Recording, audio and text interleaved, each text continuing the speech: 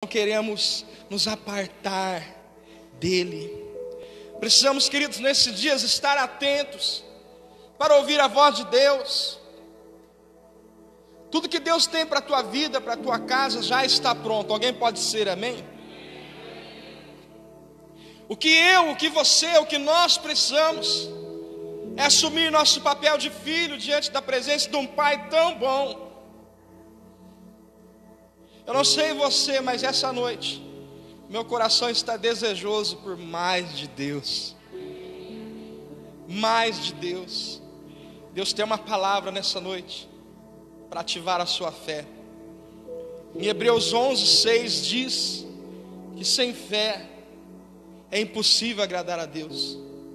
É necessário que todo aquele que se aproxima de Deus creia que Ele existe, pois Ele é galardoador, Ele continua sendo galardoador daqueles que o buscam. Eu não sei você aqui que está nesse lugar, ou você que está na sua casa assistindo, você veio buscar a presença do Deus Altíssimo, e como garantia de promessa, Deus disse: eu sou o galardoador daqueles que me buscam, daqueles que têm fé. Levante as suas mãos aí onde você está. Nessa noite Deus tem algo novo para a tua casa, para a tua família. Aleluia, aleluia. Há um espírito de cura e milagres nessa noite. Deus está presente no nosso meio. Eu quero honrar a Deus nessa noite. Nós não somos merecedores, mas o Senhor se faz presente no nosso meio mais uma vez. Você pode exaltar o nome de Jesus com um aplauso ao Senhor.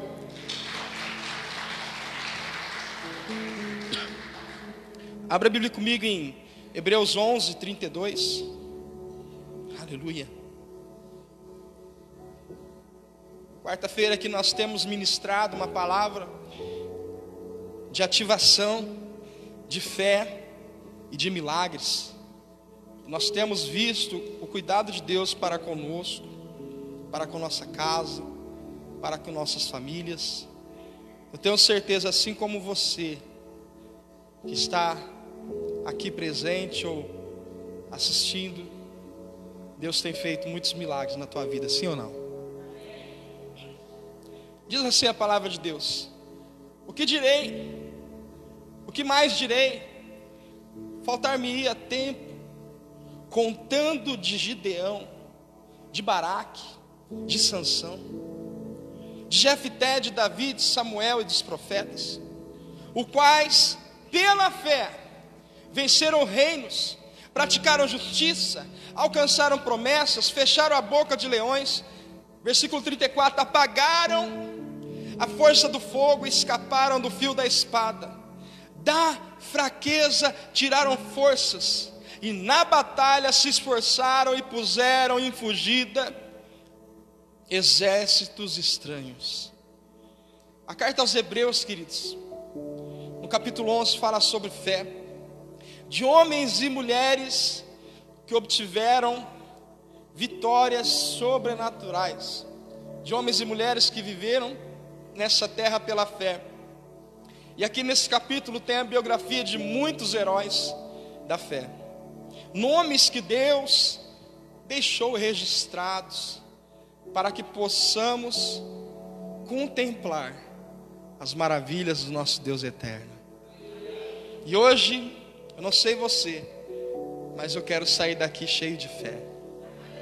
Eu quero sair daqui exalando o bom perfume de Cristo. E para vencer, para trilhar o caminho na presença de Deus, nós precisamos de fé. Uma das coisas que o inimigo quer fazer conosco é tirar nossa fé, é fazer a gente estar desacreditado, porque Hebreus 11:6 diz que sem a fé é impossível agradar a Deus. Então, se você não tiver fé, se você estiver desanimado, se você estiver desacreditado, você não agrada a Deus. Quem está entendendo? E nós precisamos agradar a Deus. Uma coisa é buscar a Deus para agradá-lo, outra coisa é buscar a Deus para Deus nos agradar. mas uma fé que consiste, biblicamente falando, é uma fé que agrada a Deus, uma fé que acredita num Deus bondoso, uma fé que acredita que Deus enviou seu Filho na cruz para morrer em nosso lugar. Essa é uma fé que nós temos colocado no autor e consumador da nossa fé, Jesus Cristo. Aleluia.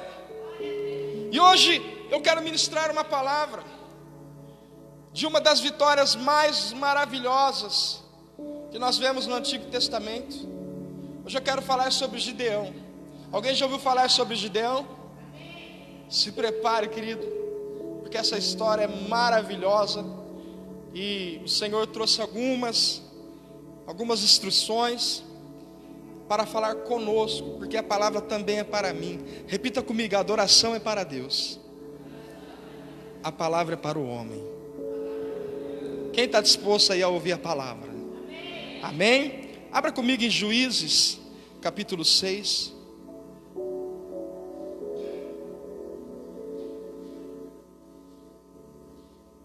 Juízes capítulo 6, versículo 11.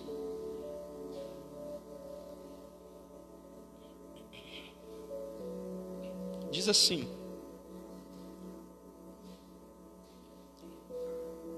então o anjo do Senhor veio e assentou-se debaixo do carvalho que está em Ofra, que pertencia a Joás, a Biesrita.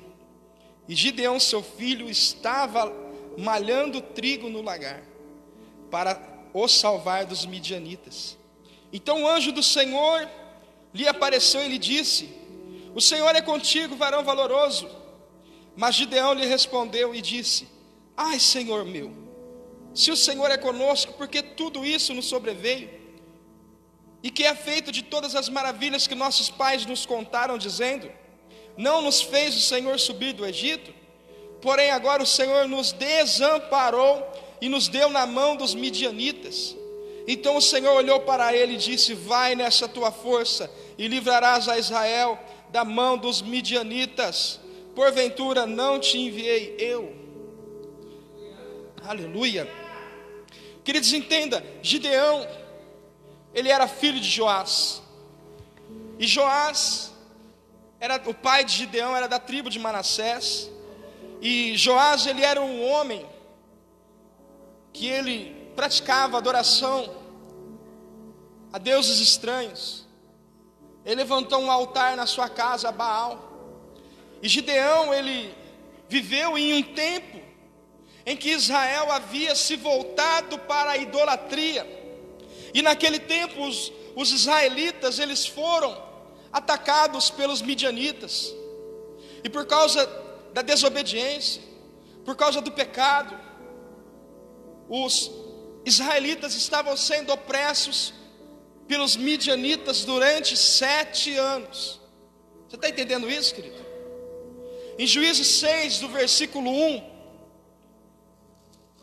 diz assim, ó: porém os filhos de Israel fizeram o que parecia mal aos olhos do Senhor, e o Senhor os deu na mão dos midianitas por 7 anos, e prevalecendo, fala para o teu irmão aí, prevalecendo, a mão dos midianitas sobre Israel, fizeram os filhos de Israel para si, por causa dos midianitas, e as covas que estão nos montes, e as cavernas e as fortificações. Porque sucedia que, semeando Israel, subiam os midianitas, os amalequitas, e também os do oriente contra eles subiam, e punham contra eles em campo, e destruíam a novidade da terra, até chegarem a Gaza, e não deixavam mantimento em Israel. Repita comigo: nem ovelhas, nem bois, nem jumentos. Tudo o que Israel plantava, os midianitas consumiam. Já imaginou, você faz uma horta, planta lá alface, planta lá todas as coisas que você gosta. Aí quando é época de colher, alguém foi lá e roubou. Já imaginou você passar todo o tempo preparando a terra, gastando com adubo, com água? Já imaginou isso? Amado, era o que acontecia com o povo de Israel. E os midianitas, eles destruíram tudo. 7 anos de opressão, os midianitas roubaram tudo, roubaram a prata, roubaram o ouro.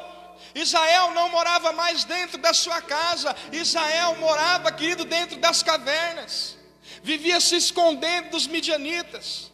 Israel morava dentro de cavernas, esquecidos, escondidos. E além de consumirem toda a sua plantação, os midianitas roubaram 3 animais importantes.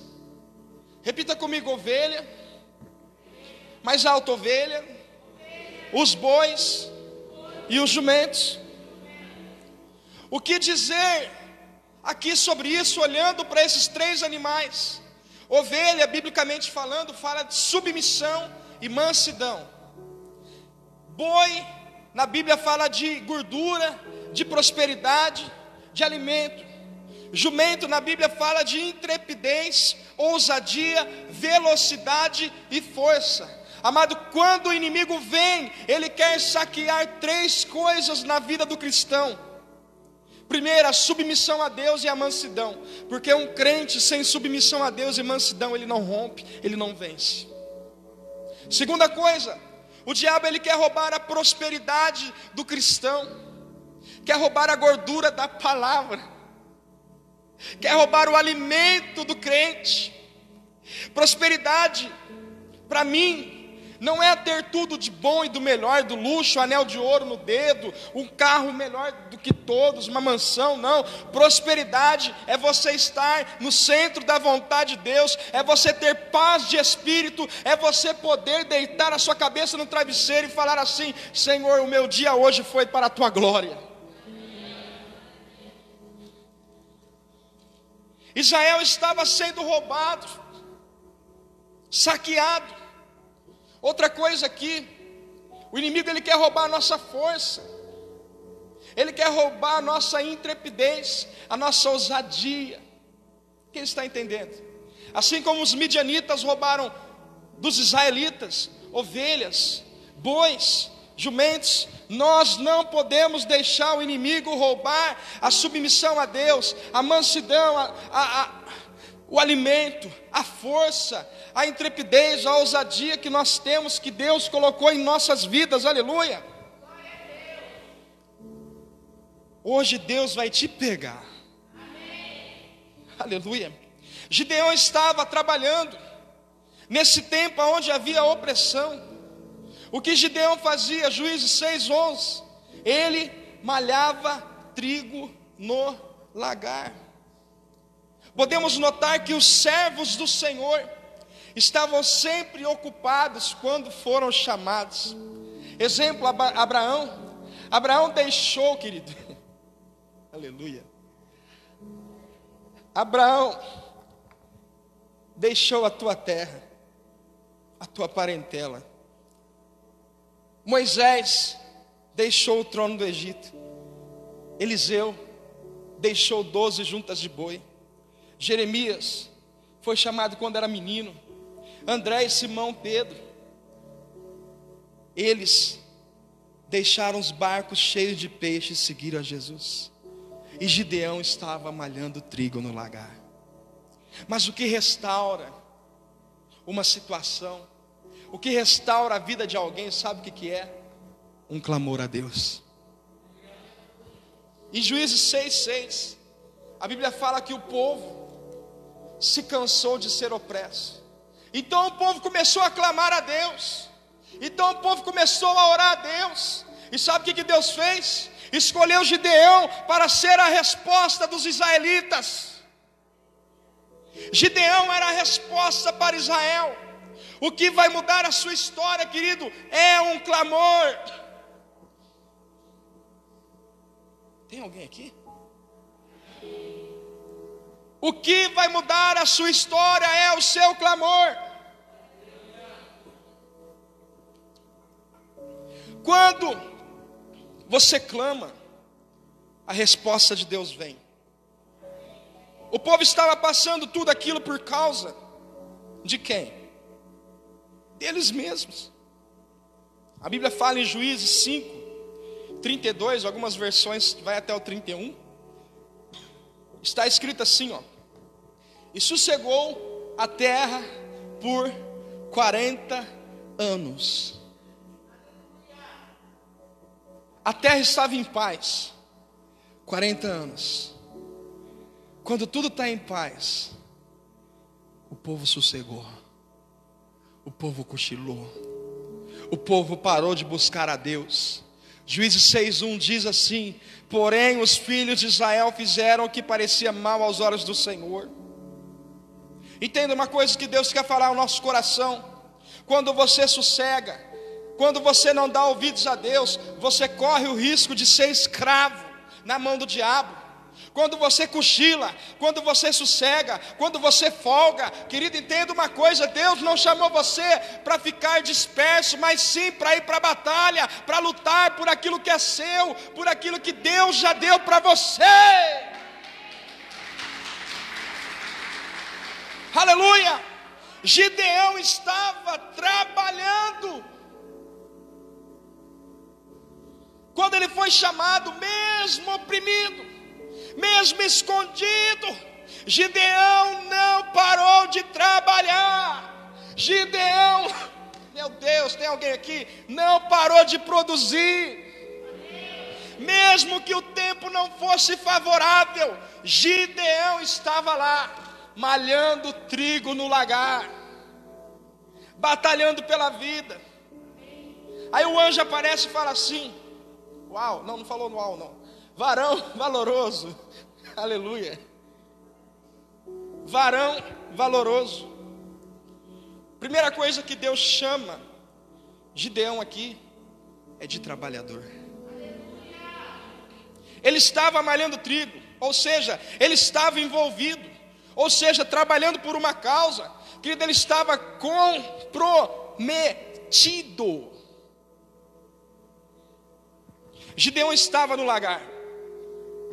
Lagar, querido, é um lugar onde se espremem certos frutos, especialmente uvas. E Gideão teve uma experiência com Deus nesse ambiente. Gideão estava malhando trigo aonde, querido? No lagar. Mas espera aí, o lagar não era um lugar certo de malhar trigo. O lugar certo de malhar trigo era na eira. E por que ele não estava malhando trigo na eira? Porque os midianitas cercaram tudo, ele não podia malhar trigo na eira. Sabe outra coisa que eu aprendo aqui? Que Gideão, além de ser trabalhador, ele era determinado. Não. Gideão, ele era determinado. E por que ele estava malhando trigo no lagar? Mas lá é lugar para prensar uva. Por que ele estava malhando trigo no lagar? Porque ele entendia: se eu não posso na eira, eu vou produzir em lugares improváveis. Eu vou trabalhar aonde ninguém está trabalhando. Eu vou fazer aquilo que ninguém está fazendo. Nos lugares improváveis, você nasceu para produzir. Olha as qualidades de Gideão: trabalhador, determinado. Aonde ele estava, ele produzia. Talvez você não esteja no lugar que você quer, mas é no lugar onde você está que a sua fidelidade vai colocar você no muito. O que nós devemos extrair aqui para iniciar essa introdução é: utilize o lugar improvável para dar frutos. Amado, Deus é assim. Deus é desse jeito. Ele pega os improváveis para fazer deles grandes guerreiros. Nós precisamos, querido, utilizar do lagar para crescermos. Gideão tinha qualidades, mas ele estava sendo opresso. Por que ele estava no lagar? Porque ele vivia se escondendo. Quem tem medo se esconde. Tem muitas pessoas com qualidades, que são trabalhadores, que têm determinação, que tudo que faz produz, mas que tem um grande inimigo que tem vencido seus corações. Tem tantas pessoas cheias de qualidades, cheias de dons, que produzem, mas que estão como Gideão, com qualidades, mas com medo. Os midianitas, eles não eram apenas o inimigo de Gideão. Amado, entenda uma coisa: Gideão estava escondido com medo. Aí vem um anjo do Senhor e fala assim: o Senhor é contigo, varão valoroso. Quem gosta de ouvir elogio da pessoa que ama aí? É bom demais, irmão. Agora imagina o anjo do Senhor aparecer para você, você passando por crise, e falar: o Senhor é contigo, varão valoroso. Obrigado pelo seu aleluia tão empolgante. Deus me trouxe aqui como anjo do Senhor para dizer para você: o Senhor é contigo, varão valoroso. O Senhor é contigo, varoa valorosa. Tem tantas pessoas com qualidades que estão escondidas no anonimato, pessoas que ninguém dá valor, pessoas que estão escondidas, mas que têm grande talento, que têm grandes qualidades. Entenda uma coisa, querido: o anjo do Senhor apareceu para Gideão para ativar a fé dele, para um propósito. Deus me trouxe aqui para ativar a sua fé, para tirar você dessa situação, para você viver o propósito de Deus na sua casa, na sua família, na tua vida, em nome de Jesus. Aleluia. O anjo do Senhor disse: varão valoroso. O anjo do Senhor disse isso para ele. Para o inimigo, talvez você não vale nada, mas para Deus você tem valor, e o teu valor é o preço do sangue do Cordeiro derramado na cruz. Talvez você está vivendo hoje opresso por algo que está roubando a sua alegria, roubando a sua esperança, roubando a sua força, roubando a sua intrepidez, roubando os seus talentos. Mas Deus te chama hoje para viver tempos melhores na sua casa, tempos melhores na tua vida, no nome de Jesus. Coragem. Outras traduções bíblicas está escrito coragem. Deus é assim, querido. Ele olha para o covarde e fala assim: coragem. Deus é assim, Ele olha para o fraco e fala assim: vai na tua força. Deus não olha como o homem vê. O homem quer que a pessoa esteja preparada, e ainda fala: você não serve para ser quem você é. Deus, quando olha para nós, Ele vê lá na frente, Ele vê lá no futuro, Ele vê lá o que você pode se tornar quando você está na dependência de Deus. Entenda isso, querido. Não fique com aquilo que as pessoas dizem ao seu respeito, fique com aquilo que Deus diz para você. Aleluia. Não muda quem eu sou. O que as pessoas dizem de mim não muda, não vai mudar no nome de Jesus. Deus trabalhou no maior inimigo de Gideão. Não eram os midianitas, você sabia? O maior inimigo de Gideão era o sentimento de inferioridade. Quando o anjo fala para ele: varão valoroso, quando o anjo diz essa boa nova para ele, sabe o que ele fala? Em Juízes 6:13: ai, Senhor meu, se o Senhor é conosco, então por que está acontecendo tudo isso? Ou seja, ele estava dizendo o seguinte: é que é feito de todas as maravilhas que nossos pais nos contaram, não nos fez o Senhor subir do Egito, mas agora o Senhor nos desamparou, Deus. O Senhor nos deixou aqui para sofrer. Olha o coração desse homem com determinação, um homem trabalhador, Gideão. Olha como estava o coração dele, bloqueado. Amado, você nunca vai ter vitórias pensando assim do seu Deus. Deus não te abandona na luta. Existem problemas que é por sua causa. Você abandona o seu Deus, você para de ouvir o seu Deus. Foi isso que Deus estava dizendo aqui para eles, no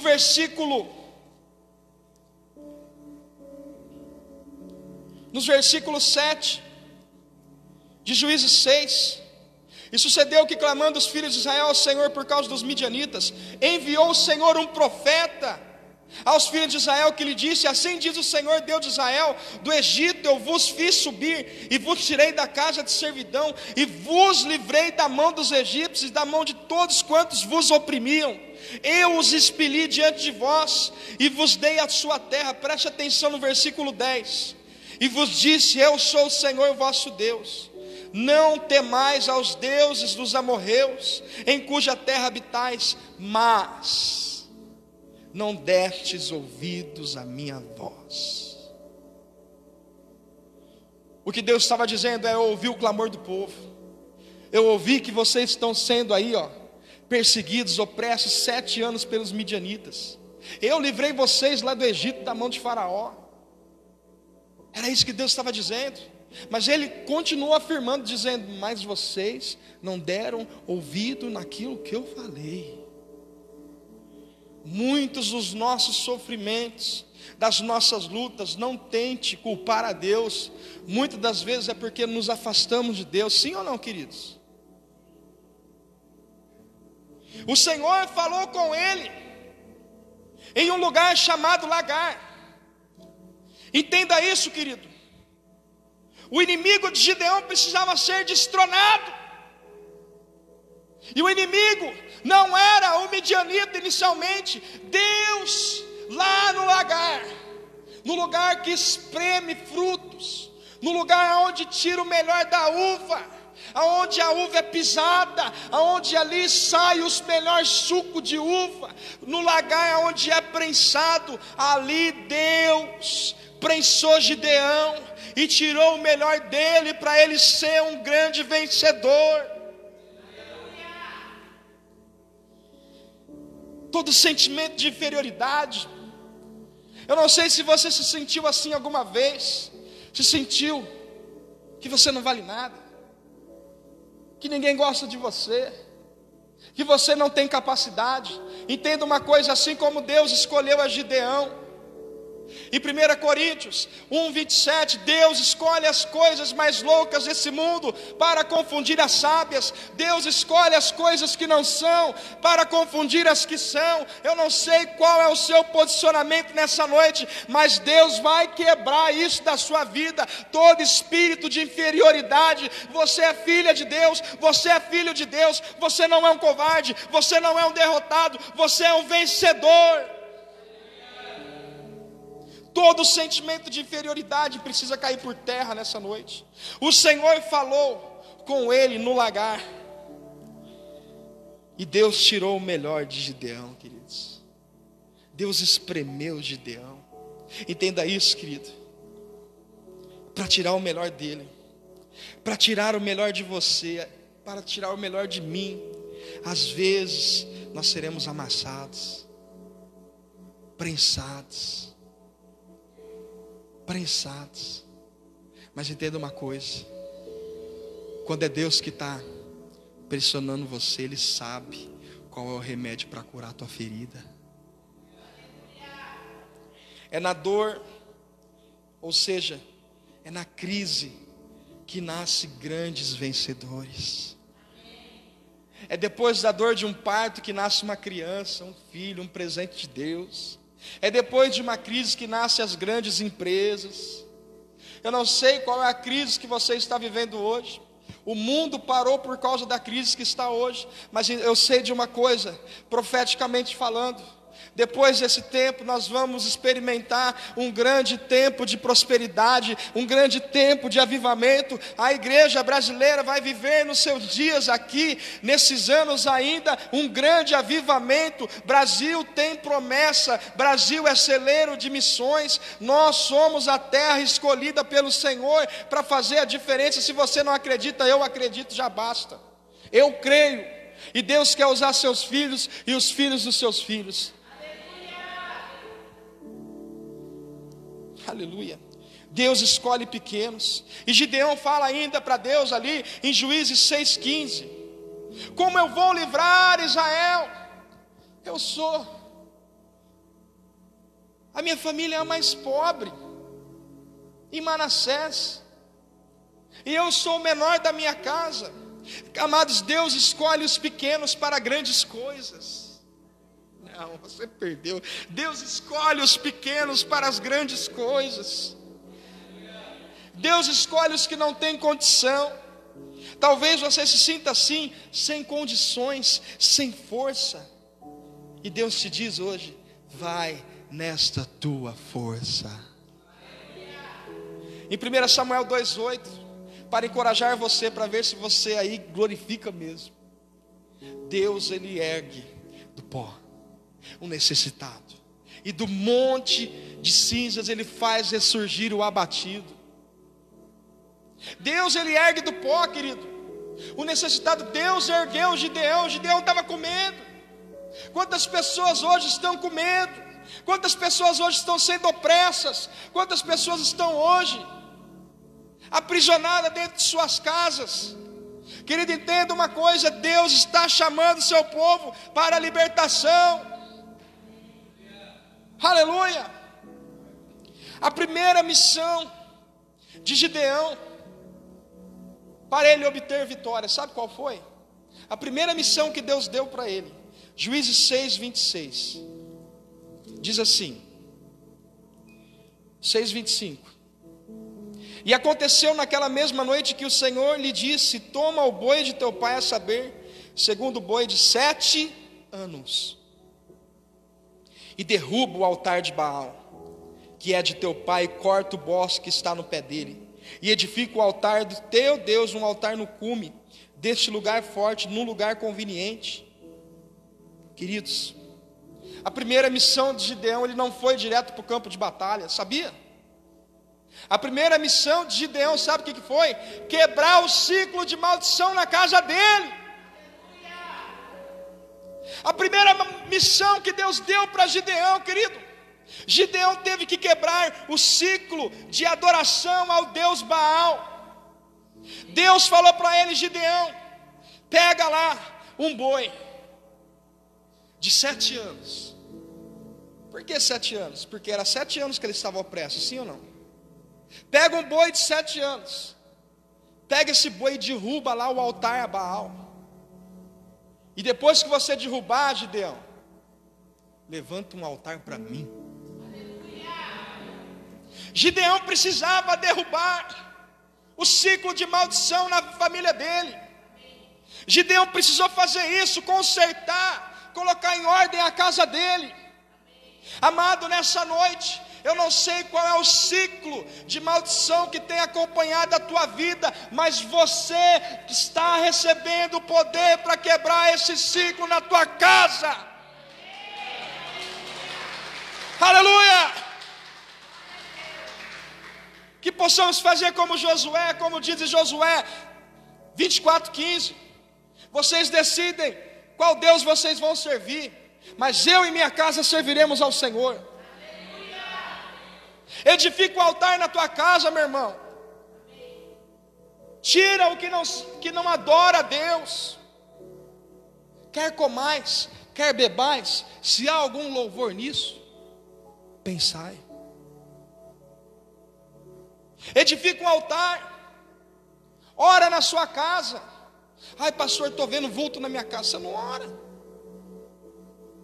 Você não ora, você não jejua, você não se consagra, você não levanta suas mãos lá e manda embora esse capeta. Queridos, em nome de Jesus, quebra o ciclo de maldição. Gideão dizia assim: A minha família é a mais pobre de Manassés. Quebra esse ciclo de miséria. Juízes 6, 26, Deus falou: edifica um altar. Sabe o que acontece, meu irmão? Meu Deus, é muito forte isso. Sabe o que acontece quando você toma esse posicionamento de edificar um altar na sua casa, de colocar em ordem aquilo que não está adorando a Deus? Sabe o que acontece com você? O que aconteceu com Gideão? Sabe o que aconteceu com Gideão? Juízes 6, 34. Olha o que a palavra diz. Então o Espírito do Senhor revestiu a Gideão. Depois que você quebra o ciclo de maldição, depois que você levanta um altar na sua casa, o Espírito de Deus reveste a tua vida, reveste a tua casa, reveste a tua família. Eu estou profetizando: reveste os seus filhos, reveste você para viver anos de vitória, anos de milagres, anos de poder de Deus. O Espírito revestiu Gideão. Amado, quando você começa a colocar as coisas em ordem, o milagre começa a acontecer. Você quer ter vitória, querido? Você quer ter vitória contra o inimigo, meu irmão? Estou perguntando. Coloque em ordem o altar de adoração na sua vida. Comece a valorizar as coisas de Deus. Você vive trabalhando muito, correndo muito atrás das suas coisas. Um dia tudo isso vai passar. O que vai restar disso? O que adianta o homem ganhar o mundo inteiro e perder a sua alma? Quando você morrer, você não leva nada. Aí você trabalhou e esqueceu de Deus e ainda está vivendo o pior na tua vida. Aleluia! Juízes 7:2. Deus pode operar através de um grupo pequeno. Meu Deus, é forte. Juízes 7:2 diz assim: e disse o Senhor a Gideão: muito é o povo que está contigo, para eu dar os midianitas em sua mão, a fim de que Israel não se glorie contra mim, dizendo: a minha mão me livrou. Eram 32 mil homens. Deus diminuiu o povo, ou seja, Deus tirou as forças humanas, para que o povo, quando vencesse os midianitas, não se orgulhasse e falasse assim: fui eu que fiz, fui eu que derrotei eles. Deus diminuiu o povo, para que no final eles falassem assim: ó, esse Deus, o que ele faz é impossível. Amado, dependa de Deus. 32 mil homens. Sabe quantos homens eram os midianitas? 135 mil. Era 4 midianitas para cada um israelense. Era muita gente. Já era um massacre. A vitória, sabe para quem que é, meu irmão?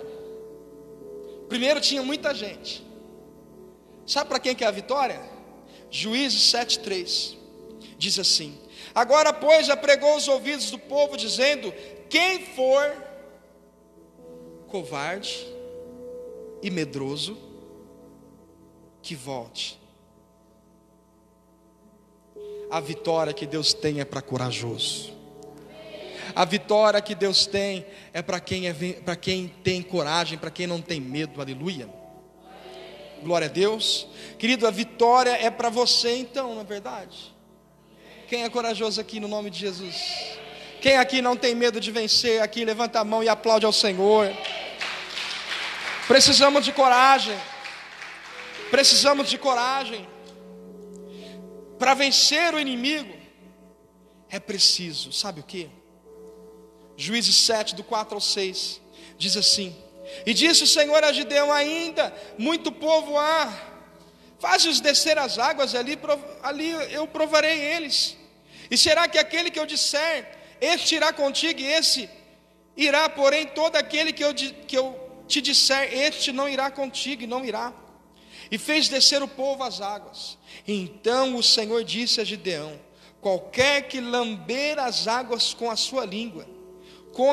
como as lambe o cão, esse colocará à parte, como também todo aquele que abaixar de joelhos e beber. E foi o número dos que lamberam, levando a mão à boca, 300 homens. E todo o resto do povo abaixou de joelhos para beber as águas. Entenda uma coisa que Deus quer falar conosco nessa noite. Se nós queremos vencer o inimigo, nós precisamos estar atentos. Qualquer um que fosse beber a água e pegasse com a mão e lambesse a água como lambe o cão, era separado. Qualquer um que se ajoelhasse e colocasse a boca na água, era separado. O que Deus estava dizendo ali: olha, Gideão, leva a gente que está atento, porque o inimigo, ele é traiçoeiro. O inimigo, ele é traiçoeiro. Vou repetir de novo: o inimigo, ele é traiçoeiro. Em 1 Pedro 5,7 diz: sede sóbrios, vigiai, porque o diabo, vosso adversário, ele anda ao vosso derredor, buscando a quem possa tragar. O inimigo está de olho, querido, na sua falta de atenção. Na sua falta de atenção. Esteja atento. Esteja atento na sua casa. Esteja atento àquilo que seus filhos assistem. Esteja atento àquilo que o seu marido olha no celular. Esteja atento àquilo que a sua esposa olha no celular também. Que hoje em dia, misericórdia. Esteja atento com quem seus filhos andam conversando. Esteja atento com quem a sua esposa está conversando, o seu marido está conversando. É por isso que eu não tenho senha no meu celular. Qualquer hora minha esposa pode pegar meu celular e fazer uma limpa. Se você tem senha no seu celular, reavalie os seus conceitos. Está escondendo o quê? Nós precisamos estar atentos, porque o diabo, ele lança isca. O que é isca? Quem sabe o que é isca? O Deva sabe o que é isca. A isca é para enganar o peixe.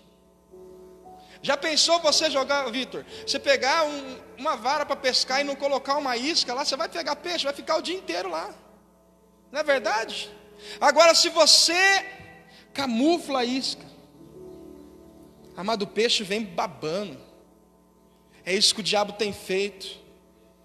É isso que o diabo tem feito. Ele tem pegado muitas pessoas pela boca, pelos pensamentos, pelos ouvidos, pelos sentimentos. Que possamos, no nome de Jesus, estar atentos para vencer o inimigo. A vitória de Deus vem. Juízes 7:7, estou terminando.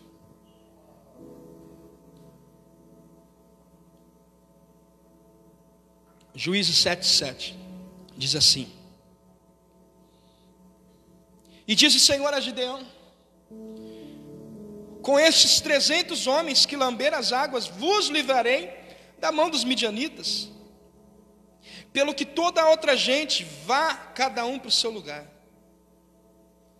Olha só, Deus disse: com 300 homens contra 132 mil, eu vou dar a vitória. Aos olhos naturais seria um massacre. Sabe o que Deus está dizendo para nós nessa noite? O que Deus vai fazer na sua vida não é pela sua força, mas sim é pela força do Deus vivo. O que Deus vai fazer na sua casa é um milagre. A forma como Deus age é sobrenatural. Deus, Ele pega o fraco, faz dele forte. Fala assim para o teu irmão: é do jeito de Deus, meu irmão. Fala assim: não é do seu jeito. Fala assim para ele: sabe por que está dando tudo errado na tua vida? Porque você está fazendo do seu jeito. É do jeito de Deus. E do jeito de Deus, meu irmão, você não entende. Quer ver uma loucura aqui? É esse ponto que eu quero encerrar. Lá em Juízes 7,16, diz assim: então repartiu 300 homens em 3 esquadras, e deu-lhes cada um nas suas mãos espada, canhão. O que está escrito aí? Buzina, cântaros vazios e tochas nelas acesas. Eu imagino Gideão pronto para a batalha. Deus quebrou o ciclo de maldição na vida dele. Está todo corajoso, igual eu. Está lá Gideão, agora achando que é forte. Está lá Gideão, queridos, ouvindo que Deus falou com ele: eu sou contigo, varão valoroso. Aí de repente agora tem uns 300. Olha, Deus pegou a tropa de elite aqui. 300 contra 135 mil. Hein, Lorival? Agora Deus vai dar as melhores armas para a gente matar os midianitas. Eu imagino, deve ser aquela espada. Sim. Não, querido. Sabe o que Deus falou? Gideão, separa as tropas aí, de 100 em 100, 300. 100 vai para um lado, 100 vai para o outro, e 100 vai para o outro lado. Sabe o que é para eles levar? Buzina. Sabe o que é para eles levar? Cântaro vazio, ou seja, vaso vazio. Sabe o que é para eles levar? Tocha de fogo. Sabe qual que era a ordem de Deus? Era o seguinte, preste atenção, não perca esses detalhes. Versículo, onde eu parei, JR 17.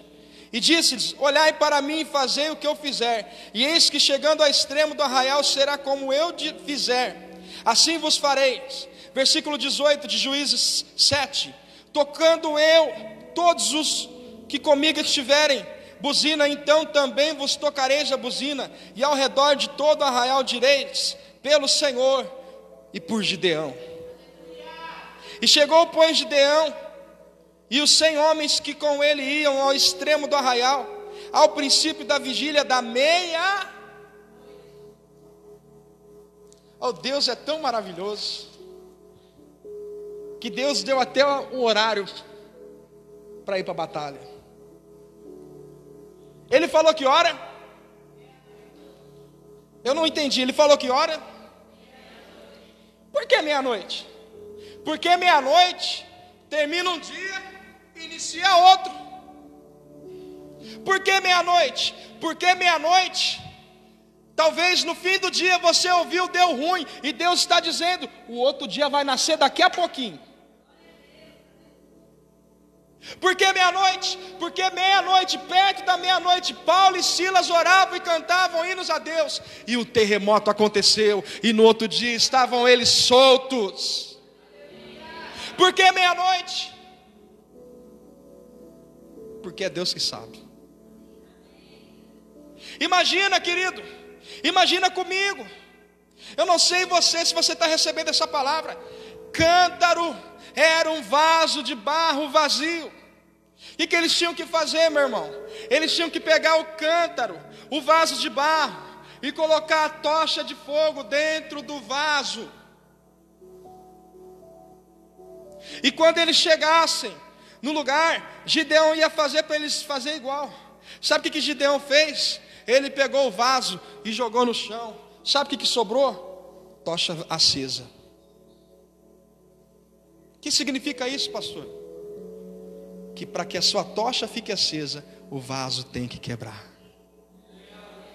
Tem muita gente que precisa passar na casa do oleiro para que o vaso se quebre, para que ele refaça de novo e faça de você um novo vaso. Para que a tocha do Espírito Santo esteja acesa, para que os inimigos fiquem confundidos quando olhar essa tocha brilhando na tua vida, na tua casa, na tua família. Quebra o vaso, irmão. Fala para o teu irmão: quebra o vaso. ali a tocha ficando acesa. E depois, sabe o que eles iam fazer? Eles iam tocar a buzina. Repita comigo, tocar a buzina. A estratégia de Deus é diferente. Os inimigos, os midianitas, quando eles ouviram o barulho dos vasos sendo quebrados, aí é um grupo de 100, tocava a buzina.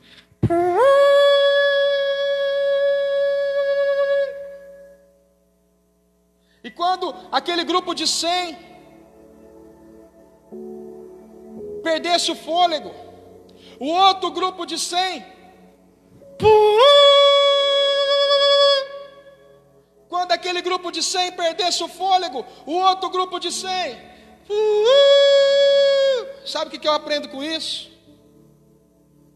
Que quando você está tocando a buzina, quando você está lutando contra os seus inimigos, quando você perde o fôlego, tem outro grupo tomando fôlego para soprar a buzina, para que esse barulho não pare, para que nós como igreja possamos sair vitoriosos. Quando a sua buzina está parando de tocar, quando você está cansado, quando você está perdendo o fôlego, Deus levanta alguém de madrugada para orar por você, Deus levanta alguém para tocar a buzina também por você. Deus está levantando pessoas que vão pegar a buzina na mão e vão tocar a trombeta até se cansar. Se você se cansar, tem outro para cobrir. É por isso que nós oramos uns pelos outros, é por isso que nós não desistimos, é por isso que a nossa tocha está acesa, é por isso que nós tocamos a trombeta.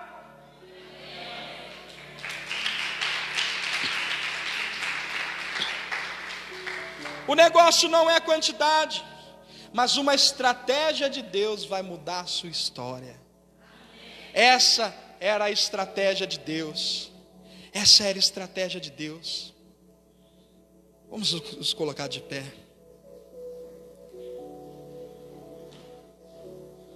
Talvez você está cansado, sobrecarregado, mas nós confiamos em nosso Deus. Nós confiamos em nosso Deus. Eu chamo